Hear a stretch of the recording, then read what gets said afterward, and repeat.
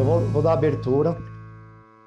Então, agradecer aí os convidados, certo? Agradecer a presença dos aluminais da IOBS, dos MBAs parceiros, da equipe de organização da IOBS, um novo formato, né, que a gente está testando aqui, e fazer a apresentação dos nossos convidados super especiais aqui hoje, né? Eu vou apresentar cada um deles, mas já antecipo que eles têm coisas em comuns, né, que eu vou destacar aqui. São executivos aí, na minha visão, né, que gostam de estudar, gostam de apoiar o ecossistema, gostam de entregar resultados, né, e também ambos foram eleitos aí mentores da Endeavor 2023, certo? É uma honra ter vocês aqui de coração mesmo. A gente está muito contente aí com a presença de vocês dois. Então, vou apresentar cada um. É, A Laura, então, experientíssima, né, no capital de risco, cofundadora da Astela, mais de 6 anos de experiência aí com startups. Tenho muito orgulho de ter investido na Jota, na Keina, Proct, Trave, Stoca, Destacha, Taon, né? Formação em finanças, tem paixão aí por empreendedores visionários, investiu em diversas empresas com sucesso, né? E tem a missão aí de criar soluções escaláveis impactantes, também parte do conselho da Lavica, de Associação de Venture Capital, né, Private Equity. Me corrija se estiver errado. Endeavor e também Kaufman Man, Fellow, certo? Kaufman Man Isso. Fellow. Ok. Então, muito obrigado pela presença, Laura. Não, imagina, é O... um prazer estar aqui com vocês. Obrigada a vocês. Legal. O Rodrigo Nasser, então, teve desde o início aqui, né, desde a formação do ecossistema aqui de e-commerce executivo de grandes empresas, como sendo CTO da Netshoes, diretor de desenvolvimento da TOTUS, CEO da TOTUS no México, né, além de ter aberto capital da TOTUS, né, é sócio e fundador da E2 Partners, Aster Capital e também mentor da Endeavor e do Comitê de Inovação, certo?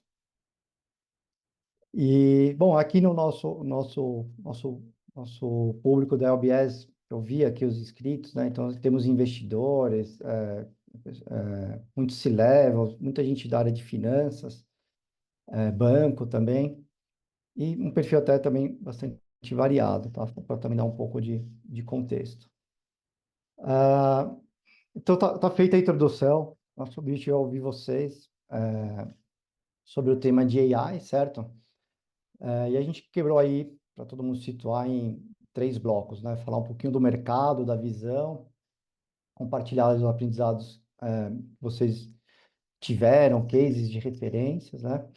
Depois, por fim, aí como que o executivo, o investidor se prepara aí para esse nicho aí de inteligência artificial.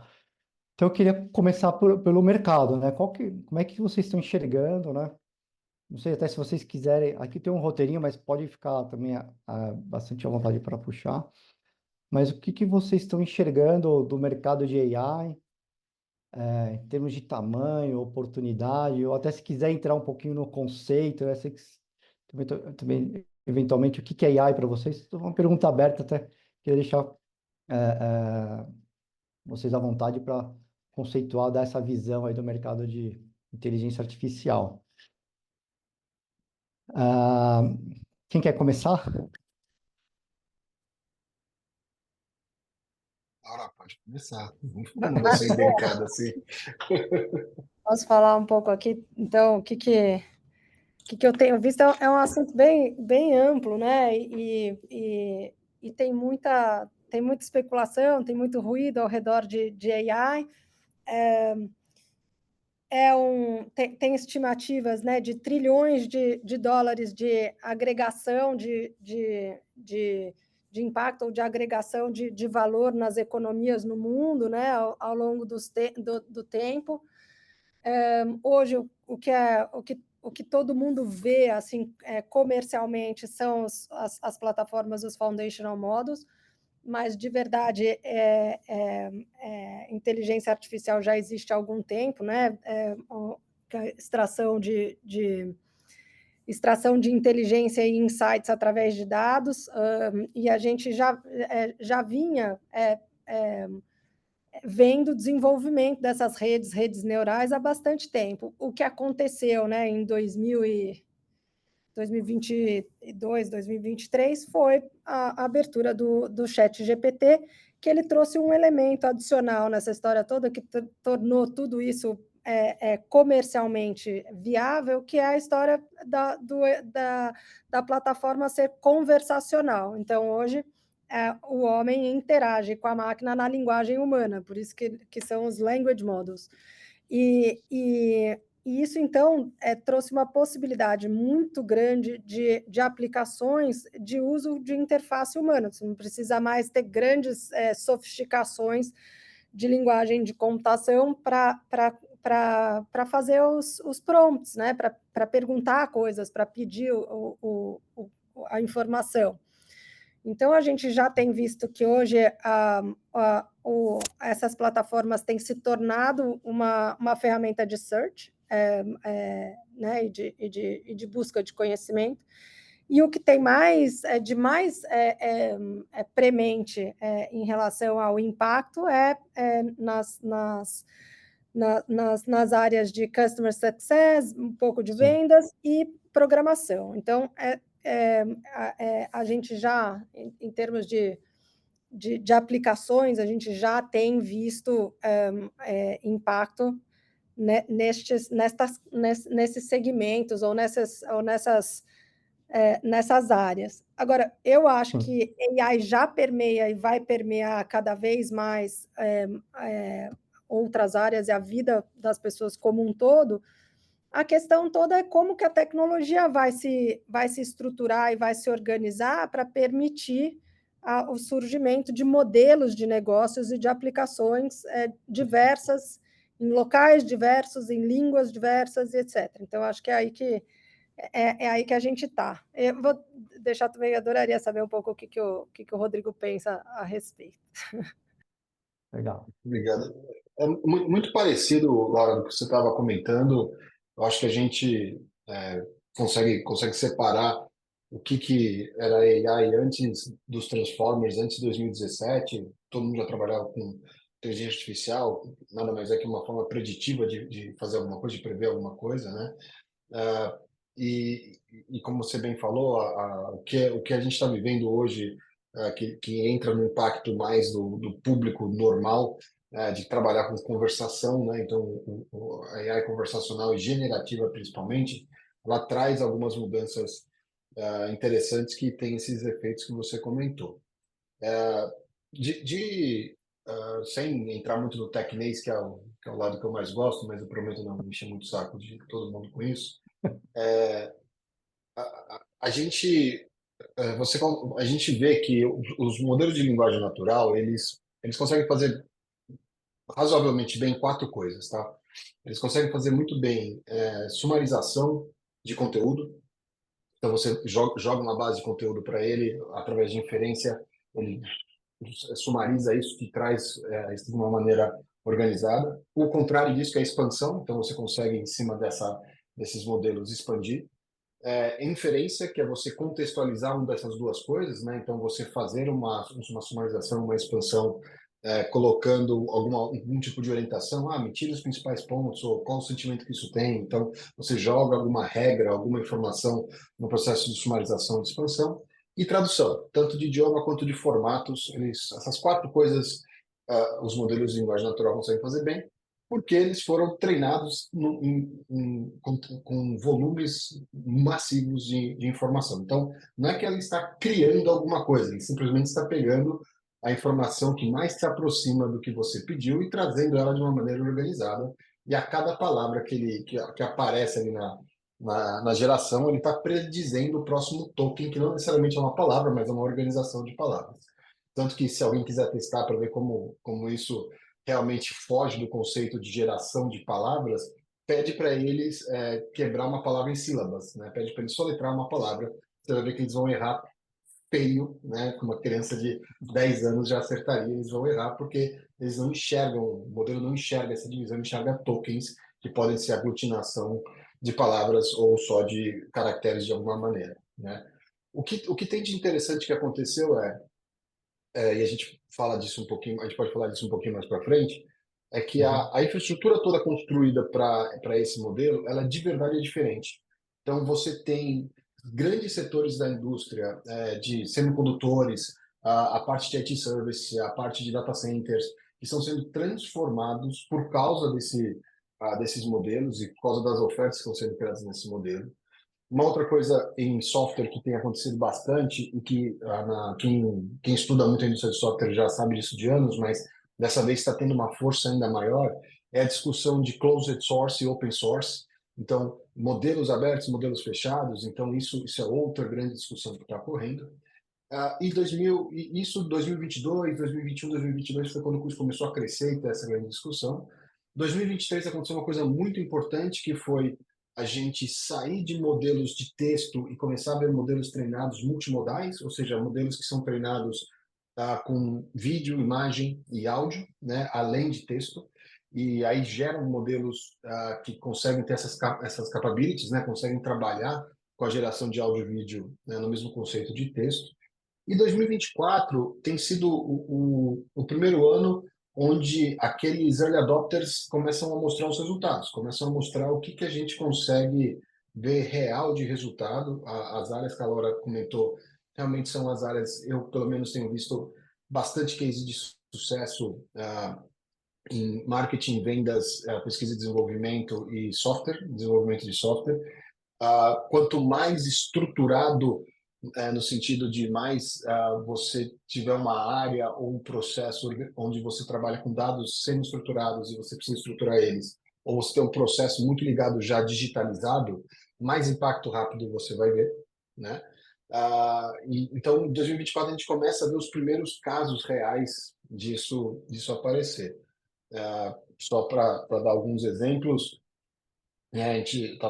conversei com o Sebastian, que é o vice-presidente de tecnologia, um dos vice-presidentes de tecnologia do Mercado Livre. Ele conseguiu alcançar até ganhos de 50% de produtividade em times de desenvolvimento de software dele. Ele tem 9.000 pessoas em desenvolvimento de software, então imagina, ele falou que a média é 30-35% de ganho, mas ele chegou a bater 50%.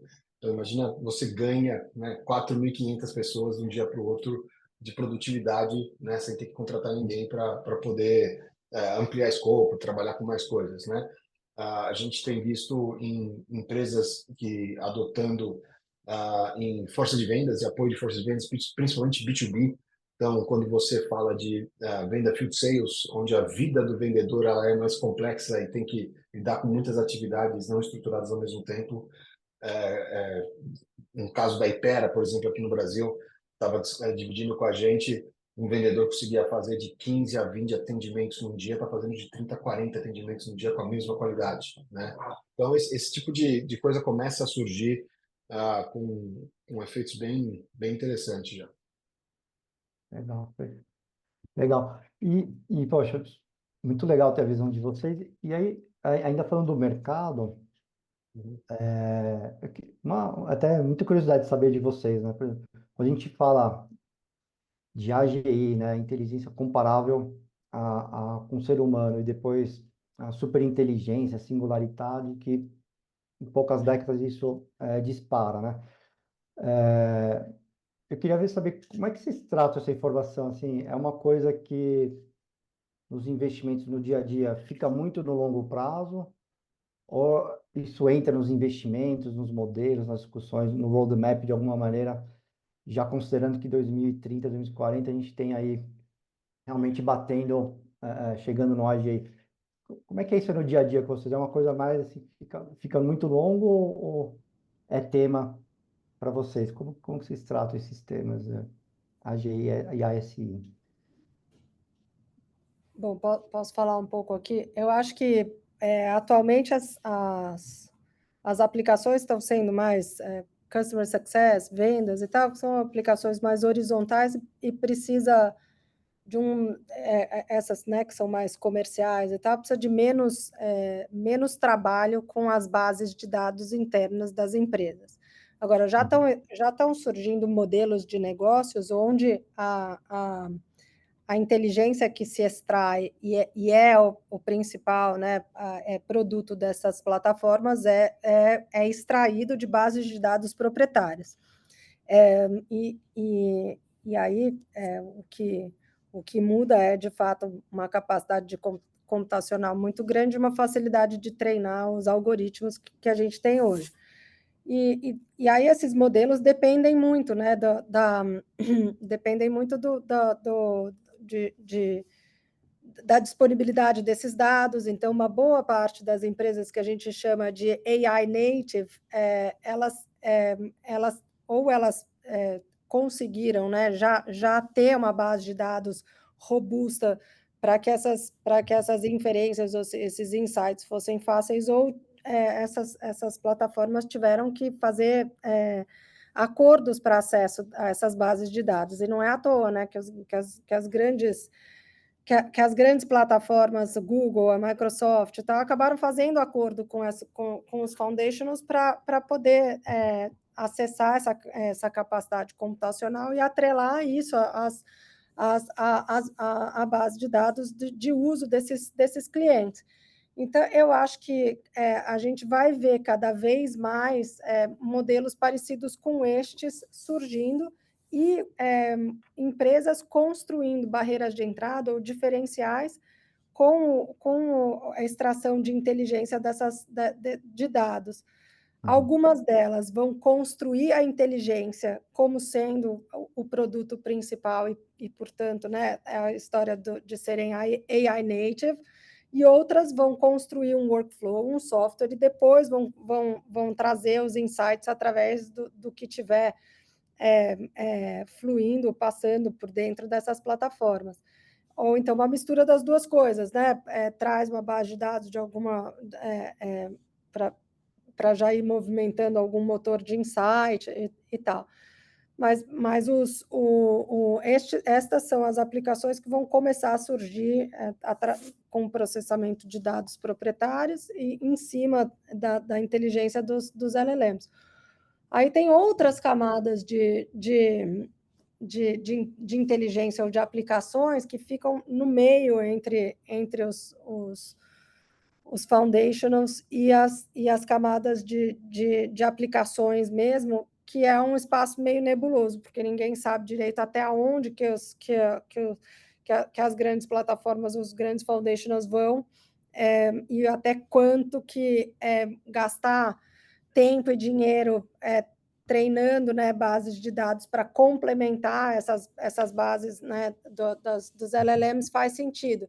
E do que eu estou falando? A gente agora, recentemente, começou a aparecer, e o Rodrigo tem mais tecnicalidade para falar sobre isso, eu já passo para ele, a questão das alucinações. E isso é porque tem a forma com que essas bases de dados foram treinadas e dentro de uma base muito genérica. Então, a gente vai começar a ter algoritmos treinados com bases específicas ou uma camada em cima dos LLMs, e tudo isso ainda está se mexendo muito, né? Tem muita ainda dúvida de até onde os LLMs podem ir, até onde eles não conseguem ir de qualquer jeito, e aí sim são oportunidades. Então, tudo isso que a gente ainda vai descobrir para entender quais vão ser os próximos modelos de negócios em cima de plataformas nativas de AI. Deixar o Rodrigo falar, que eu acho que ele vai... Eu tenho uma visão mais... a minha visão técnica de AGI, esse tipo de coisa, eu acho que está muito distante, quiçá impossível, tá? Eu sinceramente, eu não acho que isso é possível de ser feito. Pra você ter uma ideia, hoje, os modelos que a gente vê, principalmente os LLMs, eles são baseados numa tecnologia de transformer que a gente nem sabe se esse modelo de tecnologia é o que vai perdurar para frente. A gente não sabe se essa arquitetura é a que vai, nos próximos modelos, serem transformacionais. Tem Tem outros tipos de modelo, por exemplo, o Alpha lá que tá sendo trabalhado lá no Canadá, que para questões matemáticas científicas ele é melhor que a LLM. Então, que o Transformer no LLM. Então, pode ser que a gente esteja começando uma jornada de encontrar diferentes técnicas de treinamento de dados que possam permitir a gente trabalhar de outra forma esses dados. Agora, isso é uma coisa. Então, ter uma inteligência artificial geral para tudo, tipo de coisa, eu acho muito, muito, muito difícil, né? Tem uma regra que a gente aprende em ciência em Deep Learning, que é a criatura em Deep Learning não passa o criador. Então, até hoje não existe uma técnica que tenha provado que isso é possível, tá?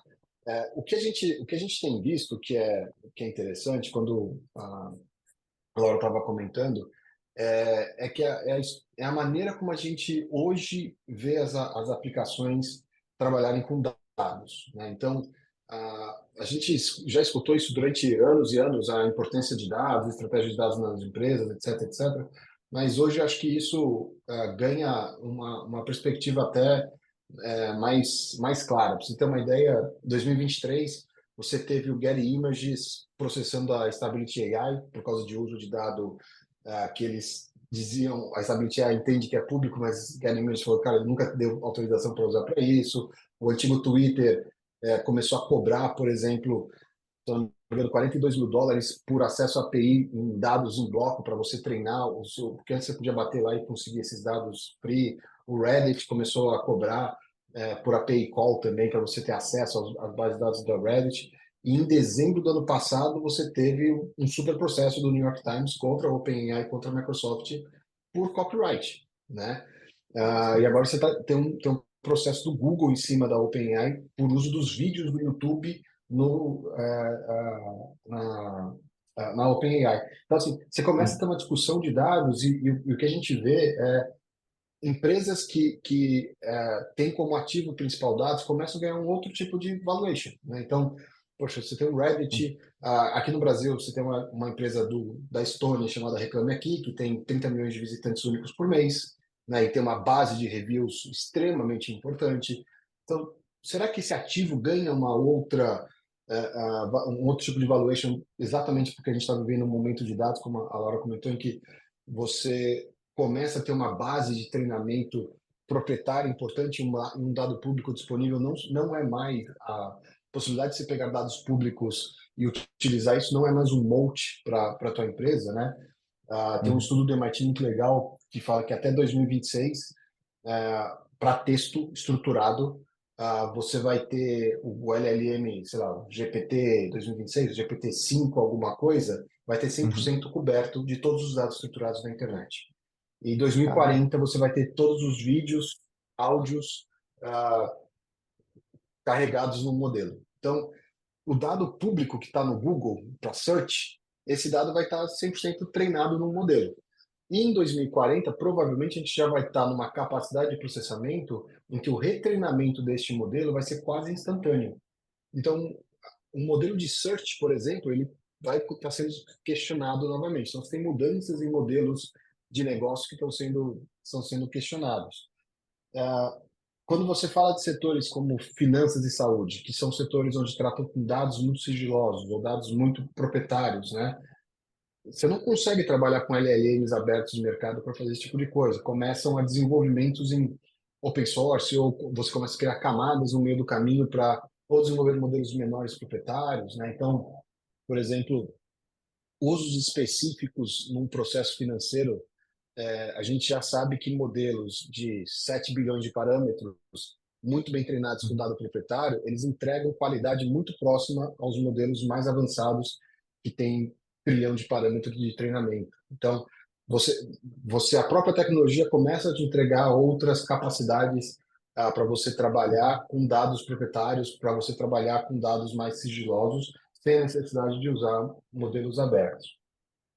Quando você fala de investimento, Hugo, por exemplo, eu tenho uma gestora de public equities no long only, a gente investe em empresas com teses de AI, mas como que a gente vê isso refletido? Hoje, sendo bem honesto, ou empresas como o Mercado Livre, que, como eu comentei, tem exemplos práticos da aplicação e ganho de produtividade com AI, Nubank é outra empresa que tem caso prático de Uhum. aplicação com Generative AI, ou você vai para as empresas que vendem esse tipo de solução. Microsoft, por exemplo, tem na frente da Azure, na própria na frente da venda da OpenAI, hoje parte da sua receita, parte principalmente do seu resultado vindo de questões de generative AI.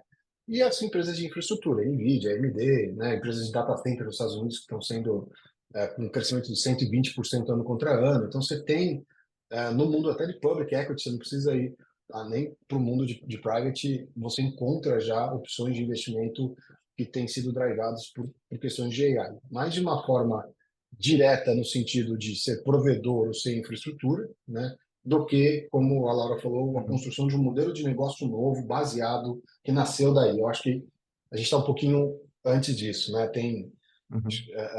pensando num framework de organizacional disso, o normal é você tem soluções que afetam o próprio modelo de negócio atual, depois você tem Uhum. soluções novas criadas como produtos e serviços, depois você tem modelos de negócio baseados nessa tecnologia. Acho que a gente está do 1 para o 2 ainda nessa discussão. Tá?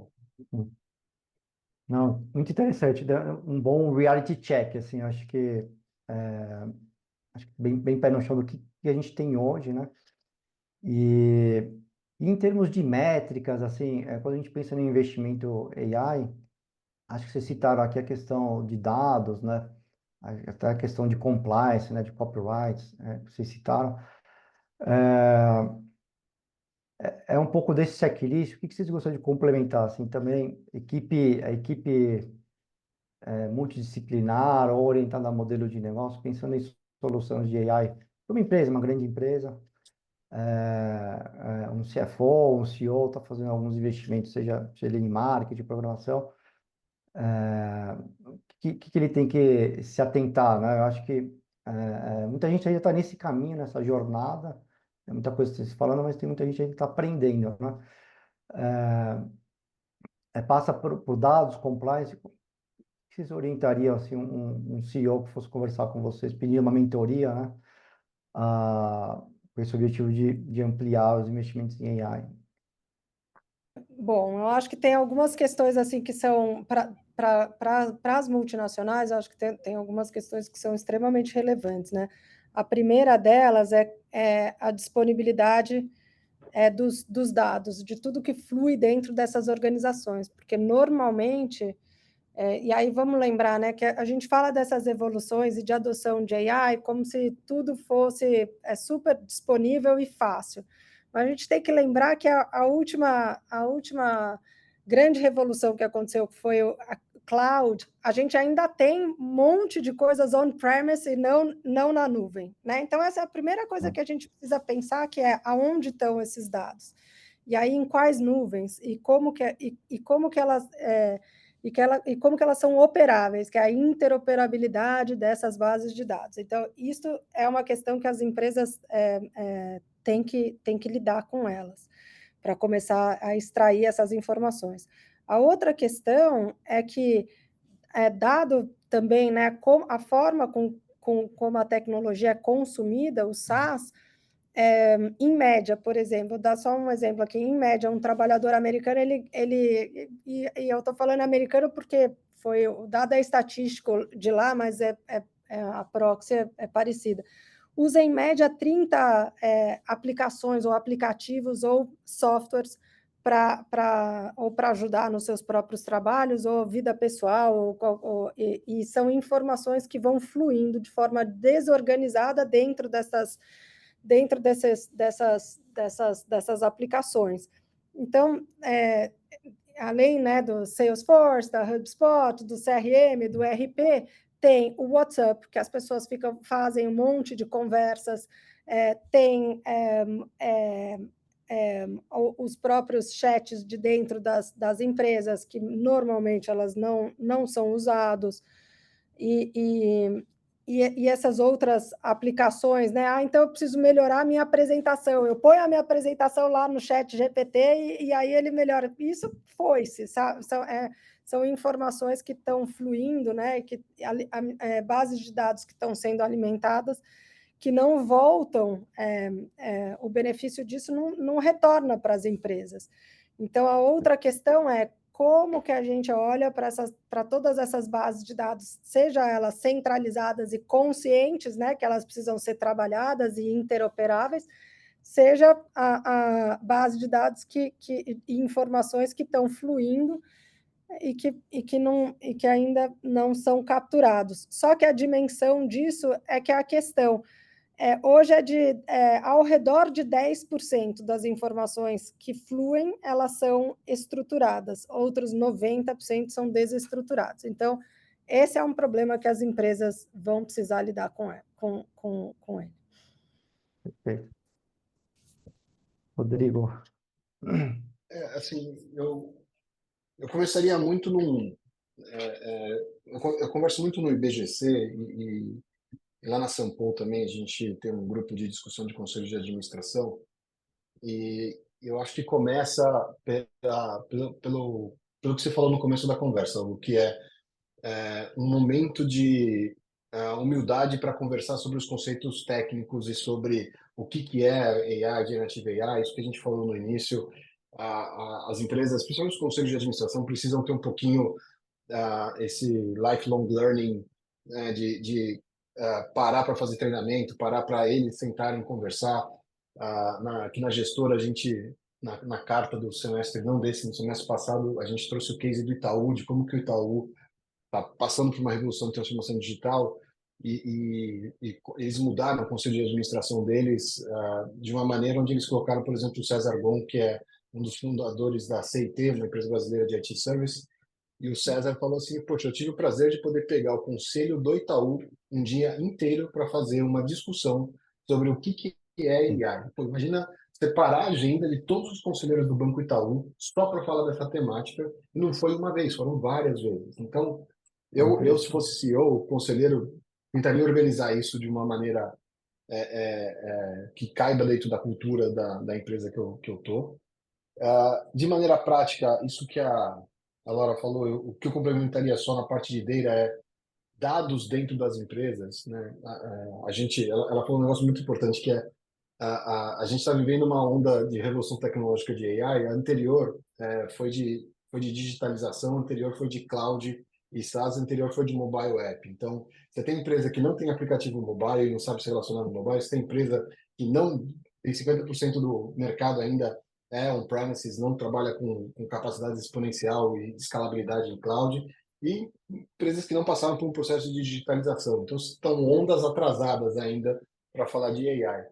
Quando você fala de dados, as pessoas pensam em dados e pensam no encanamento de dados, né? Então, dados tem três grandes ciências, tá? Tem uma ciência que é a engenharia de dados, tem uma ciência que é a governança de dados e tem uma ciência que é ciência de dados. Essas três coisas são completamente diferentes, com profissionais diferentes, só que elas se interrelacionam. Então, como que a sua empresa trata isso? Como que a sua empresa tem uma política de governança de dados ativa ou ela é reativa porque a LGPD foi criada ou porque ela tem alguma legislação ou regulamentação que a obriga a trabalhar de alguma forma e ela só dá o checkbox de que ela faz isso, né?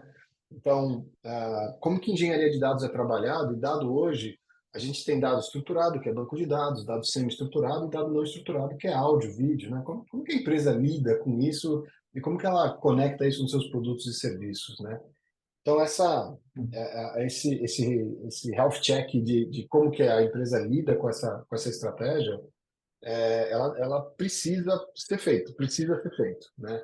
Então, antes de começar a falar de AI, né? Então, você não vai conseguir trabalhar AI se você não tem uma estratégia minimamente de governança de dados. E quando muitas vezes eu falo muito com o CIO, CTO de empresas, não, mas eu tenho meu SAP, meu Salesforce, meu whatever sistema transacional aqui implantado.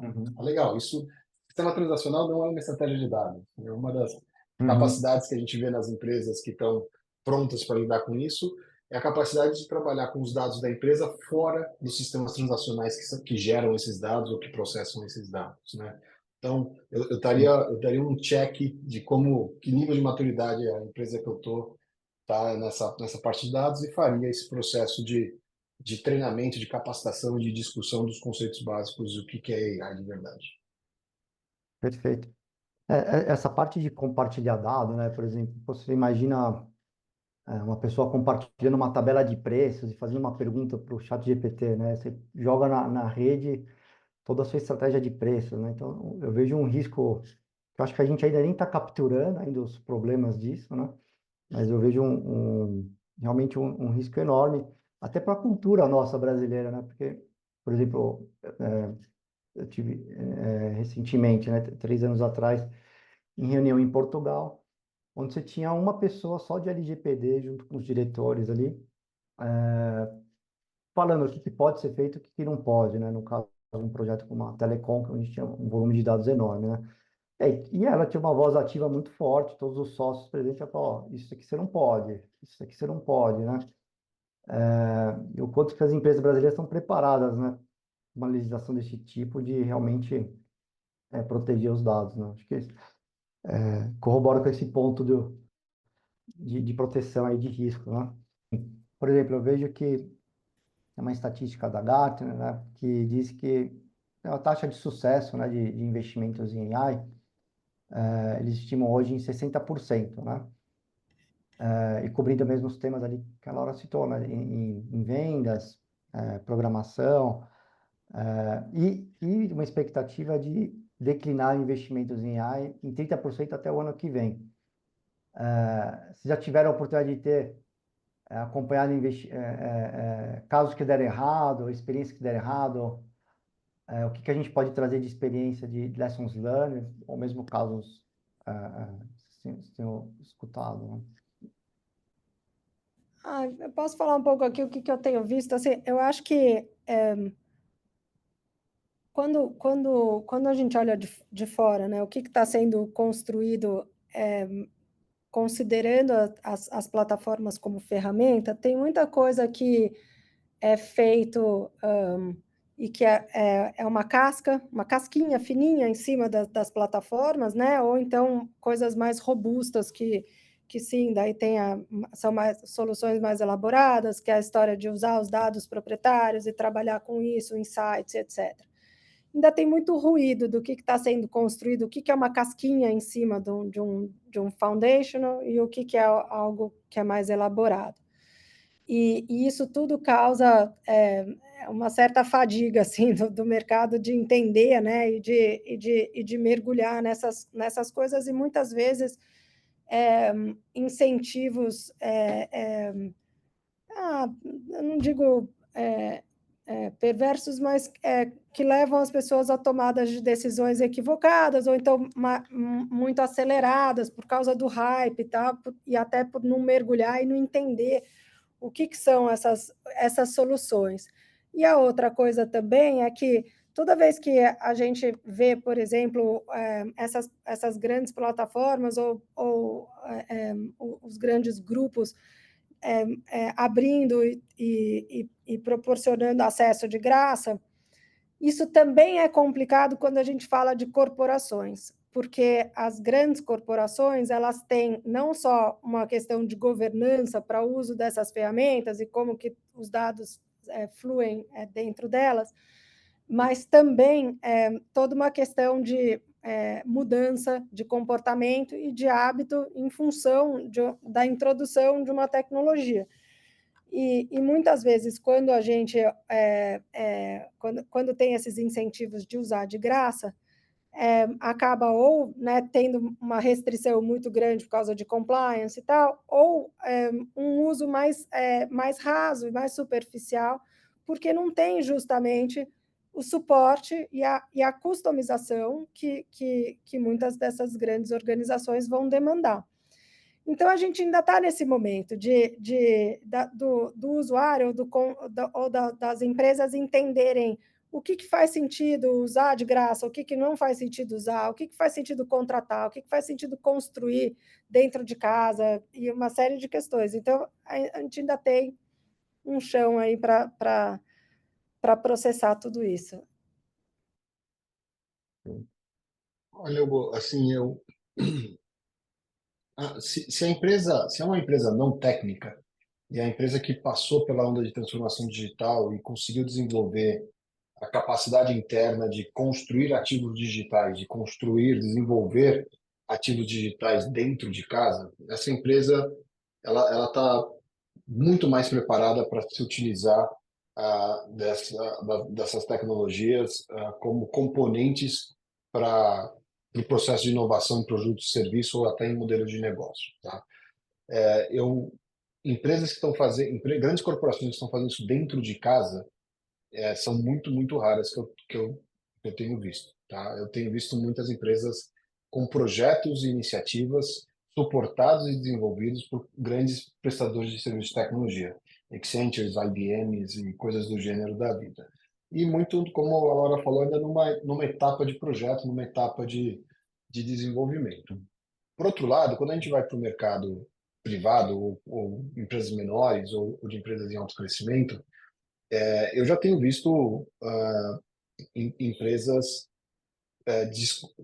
discutindo um modelo de negócio novo, já vejo empresas, até casos no Brasil, de novas funcionalidades ou melhoria das funcionalidades atuais de empresas de tecnologia baseadas em Generative AI, isso chegando como produto e serviço para o cliente, Uhum. né?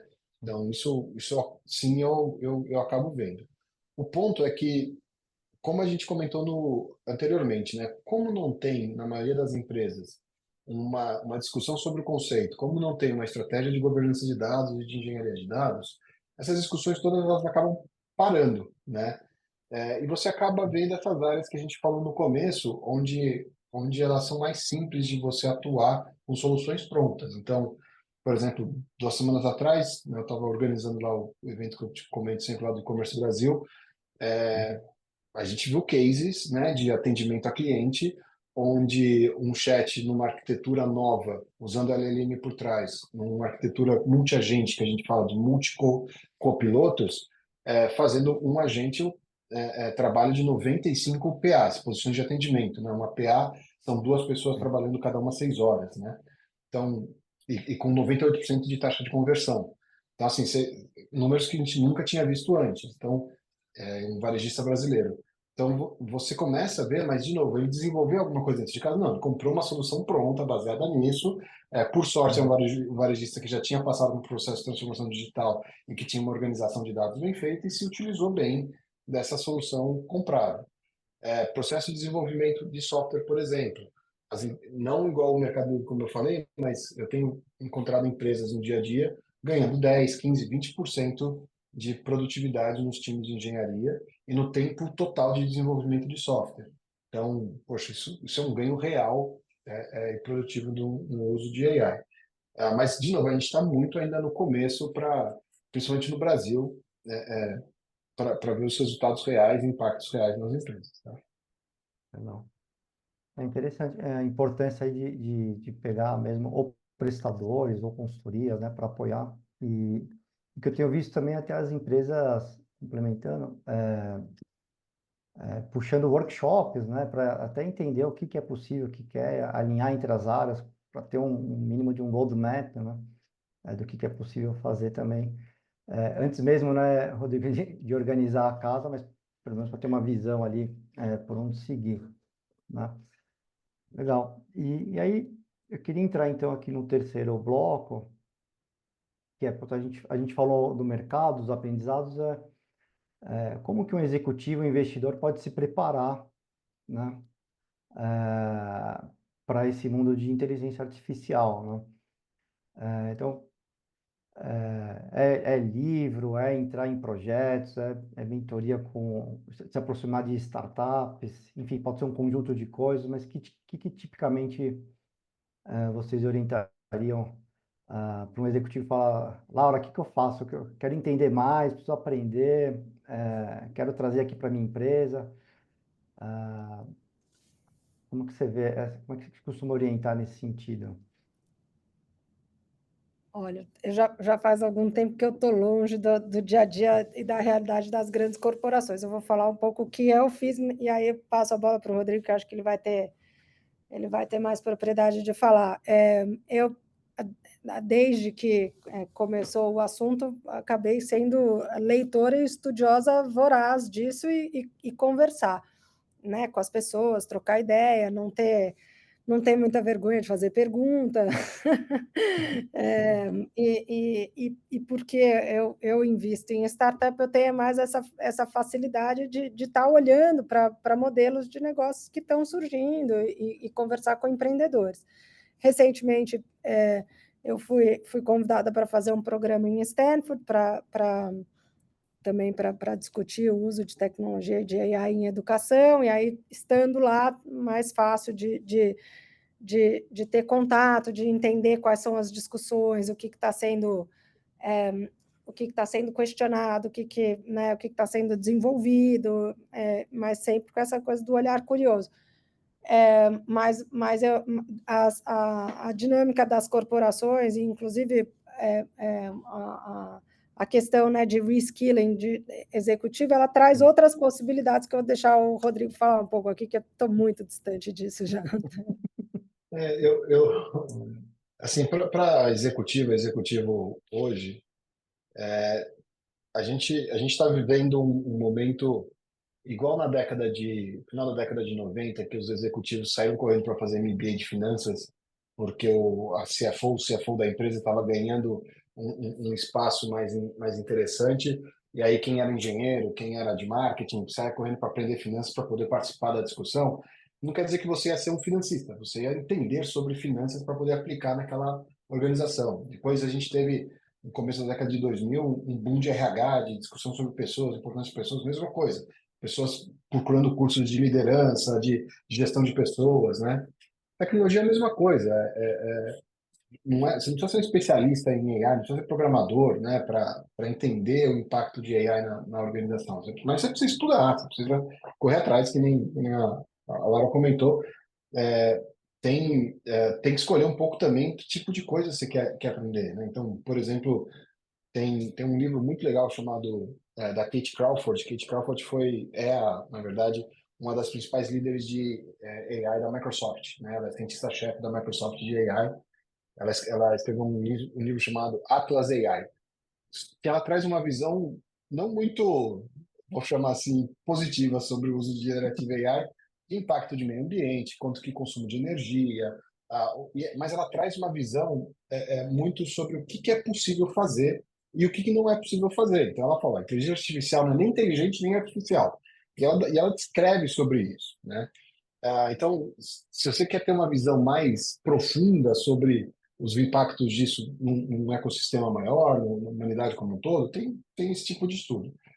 Quando você vai, se você quer uma coisa mais prática, né, se você está procurando uma visão, vamos chamar assim, um framework, por exemplo, para atuar, tem um livro muito legal chamado Power and Predictions, que eu gosto bastante, ah, que os mesmos autores escreveram outro livro chamado Prediction Machines, que vem antes desse, mas o Power and Prediction ele resolve bem.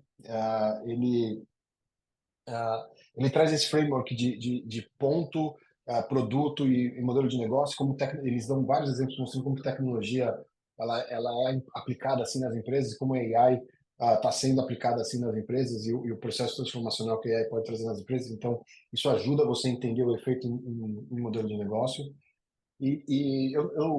O Hugo briga comigo, mas eu não sou tão fã assim de consultoria, mas às vezes eles acertam. A McKinsey o time da McKinsey escreveu um livro, ficou muito bom, chamado Rewired, que eles contam, acho que todos os bobagens que eles fizeram nos projetos de transformação digital, eles resumiram num livro bem didático que ele dá uma visão muito do que a Laura e eu estávamos falando sobre importância de estratégia de dados, importância de organização, de governança em conselho, como convencer isso dentro das empresas, onde dá errado, como dá certo. Acho que esse, para quem quer entender um pouco de framework de processo de transformação digital para qualquer tipo de tecnologia, ele é muito legal.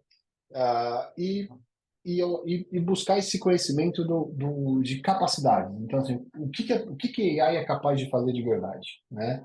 Porque a pessoa que tem 15, 20, 30 anos de experiência num setor ou num negócio, se ela entender o que a AI é capaz de fazer, ela faz a ligação, né, com o dia a dia de negócio. Então, acho que para o setor, de novo, o lifelong learning que Sim, está na cabeça das pessoas, e a maioria de que está aqui tem isso, porque senão não estaria aqui, né, nesse grupo. sim. Eu acho que eu buscaria esse tipo de orientação, e tentar fazer o que você falou, Hugo, da construção desses workshops dentro das empresas.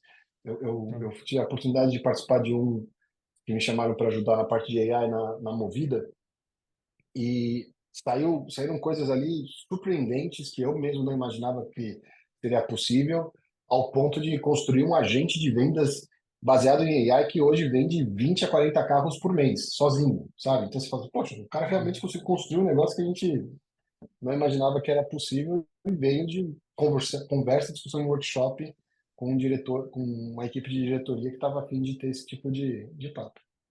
Sim. Poxa, legal. É, muito bacana. Então, assim, tem dever de casa, acho que tá bem claro, tem que, né, realmente estudar, envolver, né, as áreas e acho que tem bastante coisa para ser feita. O caminho não tá fácil ainda hoje, né? Tem muita coisa a fazer, mas já acho que tem vários casos aí de sucesso que foram compartilhados. Bom, a gente está chegando ao fim aqui, da parte dos convidados, né? Queria deixar espaço para vocês, uma mensagem final ou uma pergunta que não foi feita aqui, para vocês. Antes de passar a palavra, queria agradecer muito, para mim foi muito rico mesmo. Acho que para mim marcou aí o reality check, a experiência, e muito bom ouvir de vocês. Eu realmente estava curioso em ouvir. E a gente aqui, fazendo esse primeiro evento online, a gente sonhou alto. A gente falou, queremos a Laura e o Rodrigo, e conseguimos, né? Acho que foi bastante rico aqui para a gente. Queria passar a palavra, então. Uma mensagem final, uma consideração, uma pergunta, vocês, aberto para vocês aqui. Cara, eu queria agradecer, acho que foi o prazer, falo em nome aqui do Rodrigo também, mas foi nosso, acho que é sempre legal participar e trocar ideias, estou à disposição para as próximas, inclusive para ser mais interativo e estar com todo mundo aí também para trocar experiências, cases e etc. Então, à disposição. Perfeito. Agradeço. Agradecer também, acho que a Laura falou tudo. Se quiser disponível para bater papo, estou disponível.